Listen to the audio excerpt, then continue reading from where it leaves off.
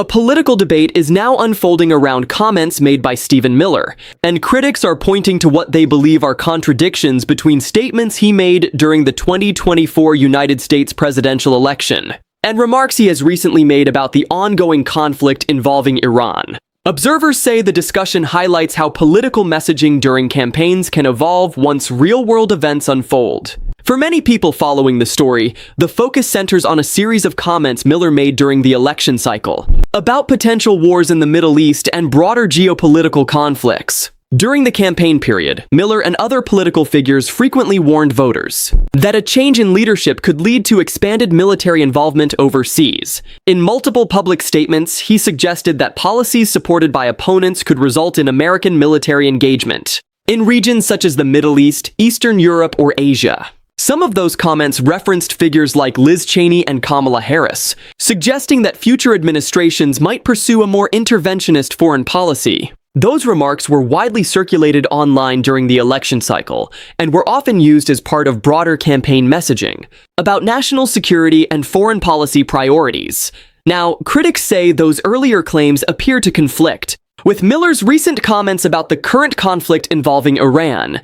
In a recent interview on Jesse Watters' Primetime, Miller described recent military actions against Iran as a decisive strategic victory. He argued that operations carried out by the United States, in coordination with Israel, had significantly weakened Iran's military capabilities. During the interview, Miller stated that recent strikes had severely damaged Iranian naval systems, missile infrastructure, and command structures associated with the Islamic Revolutionary Guard Corps. He described the operation as one of the most decisive military outcomes in modern regional conflicts. However, analysts and critics have questioned that assessment.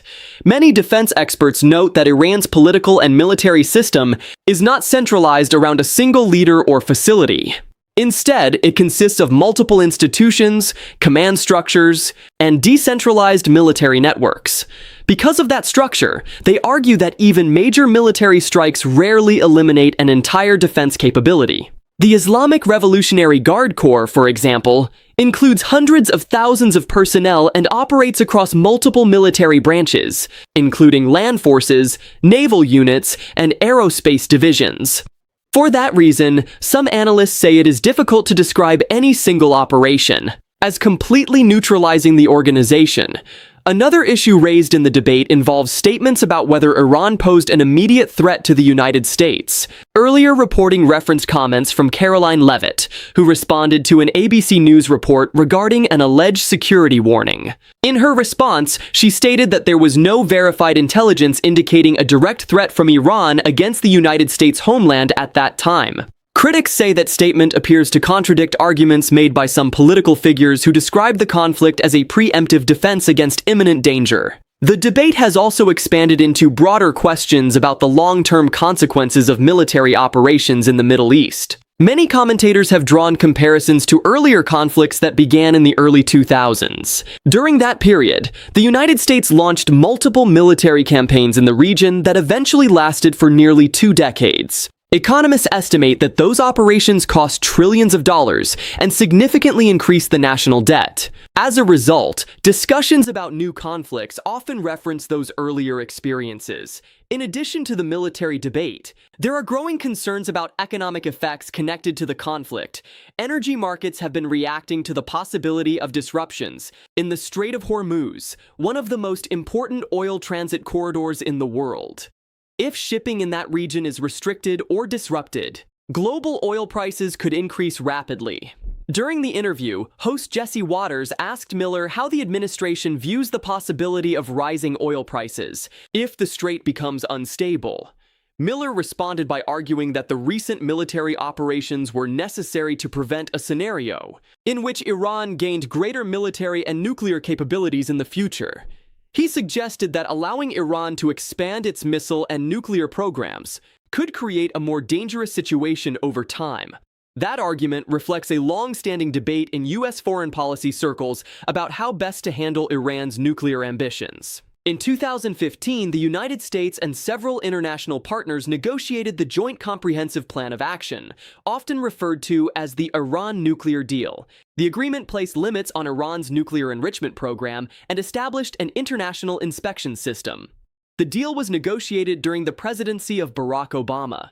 However, the United States withdrew from the agreement in 2018 under Donald Trump, arguing that the deal was insufficient and did not adequately address Iran's missile development or regional activities. Supporters of the withdrawal argued that stronger pressure was needed. Critics argued that leaving the agreement removed a monitoring system that had been limiting Iran's nuclear program.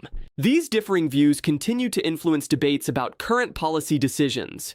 Another element of the discussion involves internal politics within Iran itself. Some observers say external military pressure can sometimes strengthen hardline factions inside a country by rallying national unity during a crisis. Others argue that sustained pressure can weaken governments by increasing economic and political strain. Which outcome occurs often depends on internal political dynamics that are difficult for outside observers to predict. At the same time, international allies are watching the situation closely.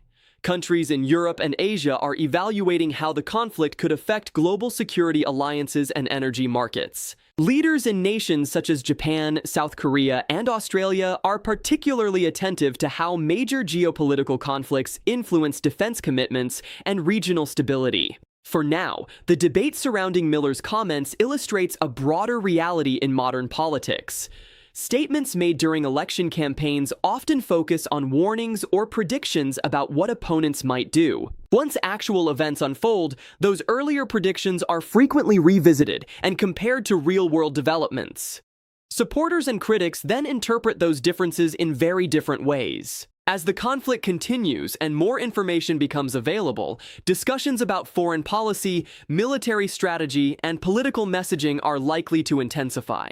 For many observers, the most important question remains how the situation evolves in the coming weeks and whether diplomatic efforts can eventually reduce tensions. Because in conflicts involving multiple global powers, the consequences often extend far beyond the immediate battlefield. If you found this analysis helpful and want more detailed breakdowns of global politics and international events, make sure to subscribe to the channel, like the video, and share it so more viewers can stay informed.